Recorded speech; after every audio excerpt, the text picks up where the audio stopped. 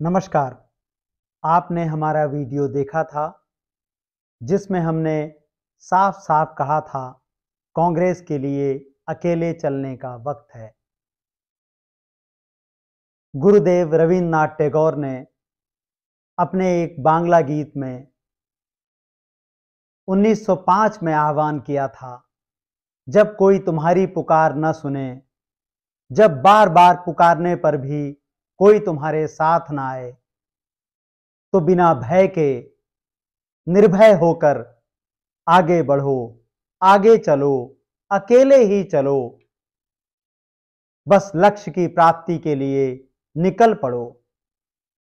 एकला चलो का भावार्थ यही है, निर्भय होकर अपने उद्देश्यों के लिए चल पड़ना, निकल पड़ना। आज राहुल गांधी को और कांग्रेस पार्टी को टैगोर के इस गीत से प्रेरणा की सबसे ज्यादा जरूरत है। आप देख रहे होंगे टेलीविजन पर, यूट्यूब पर तरह तरह के नैरेटिव चलाए जा रहे हैं। आम आदमी पार्टी के समर्थकों की संख्या सोशल मीडिया पर दूसरे किसी पार्टी के मुकाबले कहीं ज्यादा है। बीजेपी की आईटी सेल कुछ टक्कर देने की क्षमता अगर किसी में है तो वह आम आदमी पार्टी के सोशल मीडिया हैंडल्स पर है। उसी तरह के नैरेटिव, उसी तरह का दुष्प्रचार और अपनी बात को किसी भी तरह लोगों के दिमाग में भरने की अकूत क्षमता अरविंद केजरीवाल की राजनीति की सबसे बड़ी ताकत रही है। अब जबकि दिल्ली के चुनाव में अरविंद केजरीवाल हार चुके हैं, सब तरफ से यही नैरेटिव फैलाया जा रहा है कि कांग्रेस उनकी हार के लिए जिम्मेदार है। गोदी मीडिया तो रात दिन इस बात को कह ही रहा है, लेकिन यूट्यूब पर बड़े बड़े पत्रकार इसी बात को जैसे दोहराते हुए नजर आते हैं कि कांग्रेस के कारण आम आदमी पार्टी की पराजय हुई। जब कोई पार्टी तय कर ले कि उसे किसी के साथ गठबंधन करना ही नहीं है, तो क्या सारा का सारा दायित्व एक राष्ट्रीय पार्टी का ही है? सारी जिम्मेदारी कांग्रेस की और राहुल गांधी की कैसे हो सकती है?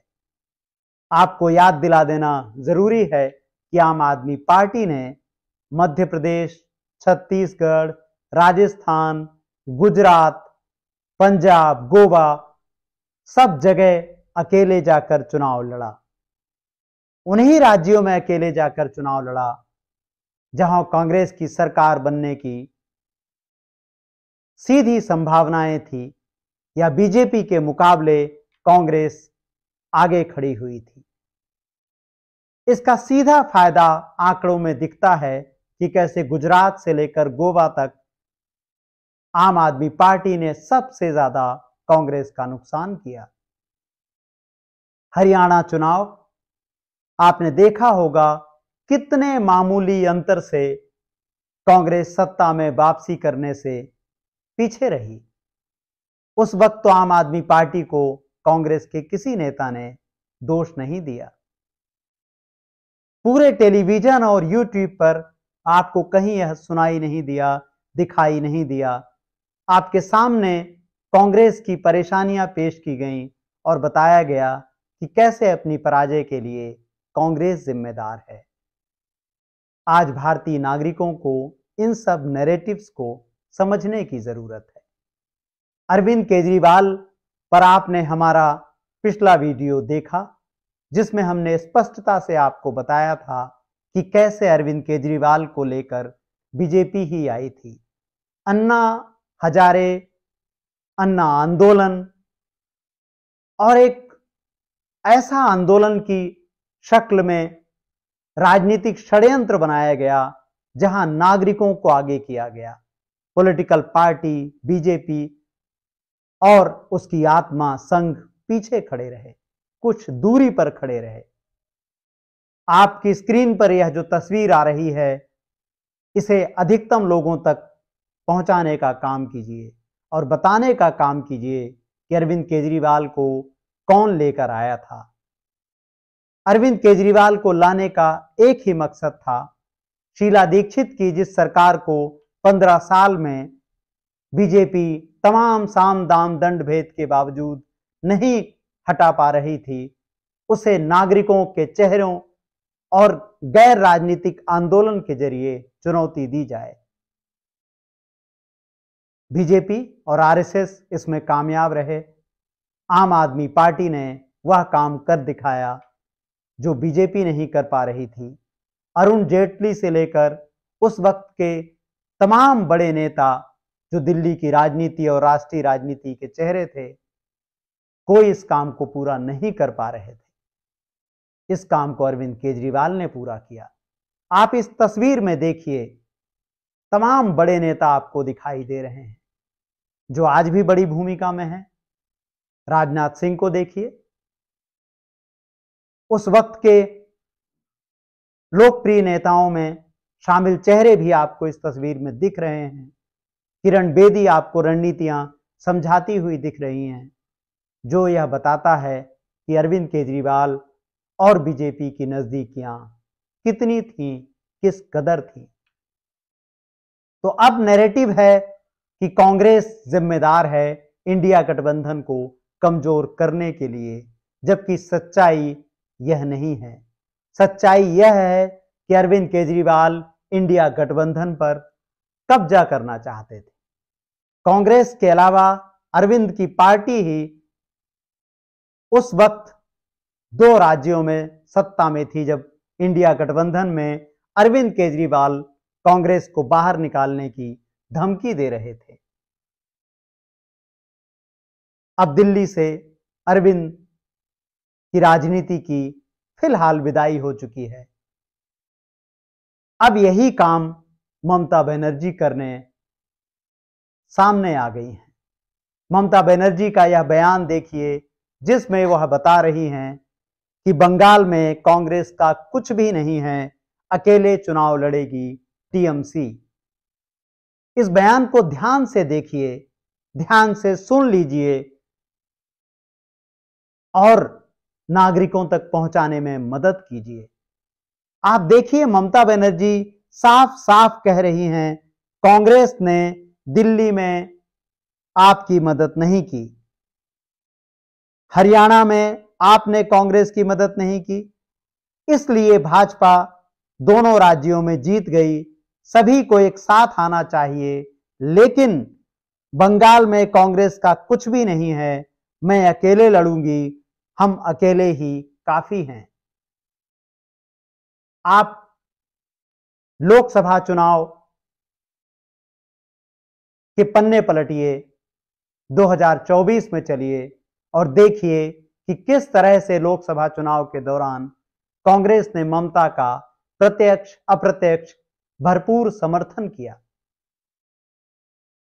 ममता बनर्जी को समर्थन के लिए उन्होंने अपने जनाधार को बिखरने दिया। लोकसभा चुनाव के दौरान कांग्रेस के बड़े नेताओं की रैलियां बहुत कम हुई।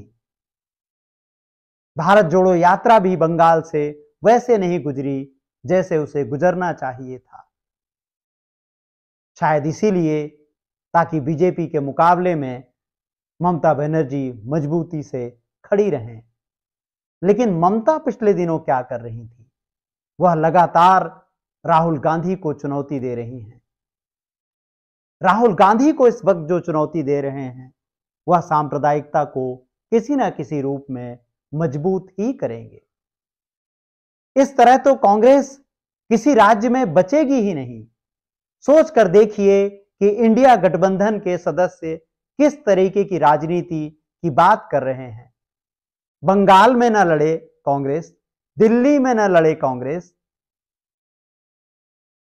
तमिलनाडु में ना लड़े, महाराष्ट्र में ना लड़े, झारखंड में ना लड़े, कश्मीर में ना लड़े, तो कहां लड़े? पंजाब में ना लड़े अरविंद केजरीवाल की माने तो तमाम राज्यों में आम आदमी पार्टी जाकर लड़े, टीएमसी जाकर लड़े।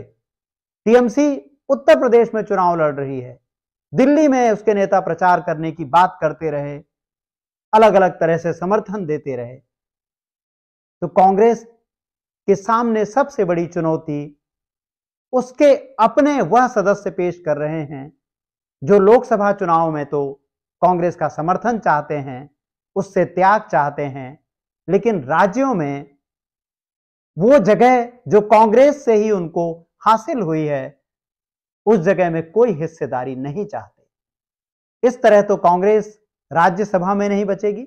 जब राज्यों में नहीं बचेगी तो राज्यसभा में उसकी उपस्थिति कैसे बचेगी? लोकसभा में भी वह सारी सीटें दे दे सहयोगी सदस्यों को और फिर ममता बनर्जी, अरविंद केजरीवाल और तमाम नेता यही बात दोहराते रहें कि कांग्रेस को त्याग करना चाहिए। अब ममता बनर्जी अरविंद केजरीवाल के रास्ते पर ही हैं। इसलिए हमने इन सब प्रकरण के सामने आने के पहले ही कहा था, कांग्रेस और राहुल गांधी को एकला ही चलना होगा, अकेले ही चलना होगा, क्योंकि सांप्रदायिकता से जिस तरह से राहुल गांधी मुकाबला करते हैं, भारत में आज कोई दूसरा नेता सांप्रदायिकता को वैसे ललकारता हुआ नजर नहीं आता। नरेंद्र मोदी के मुकाबले कौन खड़ा होगा? किसकी राष्ट्रीय पहुंच है? कौन है जो पूरे भारत भर में नागरिकों से बात कर सकता है? भारत जोड़ो यात्रा कोई दूसरा नेता भी तो निकालने के बारे में विचार कर सकता था, कोई दूसरी पार्टी विचार कर सकती थी, लेकिन किसी ने ऐसा नहीं किया, क्योंकि आरएसएस और बीजेपी से डर बैठा हुआ था सबके भीतर। केवल राहुल गांधी इस पूरे वक्त में एक ऐसे नेता हैं जिनकी भारत की जनता तक सीधे पहुंच है। भारत जोड़ो यात्रा के माध्यम से वह पूरे भारत में जनता तक संपर्क स्थापित करने में कामयाब रहे। राजनीति में 5 वर्ष का समय बहुत ज्यादा नहीं होता है। सबसे महत्वपूर्ण है नागरिकों के साथ खड़े रहना, और इस वक्त की सबसे बड़ी चुनौती सांप्रदायिकता को ललकारना। आरएसएस से दो टूक भाषा में जिस तरह राहुल गांधी बात करते हैं, आप किसी दूसरे नेता का ऐसा बयान सामने रख ही नहीं सकते। कौन है जिसने राहुल गांधी की तरह कहा कि मैं विचारधारा के लिए अपनी जान दे सकता हूं, वरुण गांधी को गले तो लगा सकता हूं, लेकिन आरएसएस के ऑफिस नहीं जाऊंगा। नागरिकों से उनके साथ खड़े होकर किसी भी संकट का मुकाबला कर सकते हैं, लेकिन आरएसएस को ललकारने से पीछे नहीं हटेंगे। भारत के दूसरे नेताओं को किसने रोका था ऐसा करने से? लेकिन सबके भीतर कहीं ना कहीं डर था, वोट का डर, हिंदुओं के नाराज हो जाने का डर। राहुल गांधी ने उस चुनौती को स्वीकार किया है। यही जवाहरलाल नेहरू की विरासत है, अंबेडकर की विरासत है, गांधी की विरासत है। यही संविधान का मूल विचार है, बंधुत्व, और राहुल गांधी उसी राजनीति को आगे बढ़ा रहे हैं। इसलिए कांग्रेस को अकेले ही चलना होगा।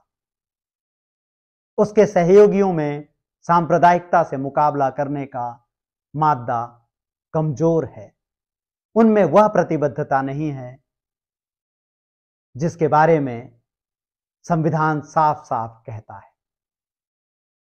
लोकतंत्र, संविधान और नागरिक चेतना पर हमारे वीडियोस को लाइक कीजिए, सब्सक्राइब कीजिए, हमारे चैनल को ज्वाइन कीजिए, हमारी मदद कीजिए। सांप्रदायिकता से संघर्ष आपके सहयोग के बिना अधिक दूर तक नहीं चल पाएगा। नमस्कार।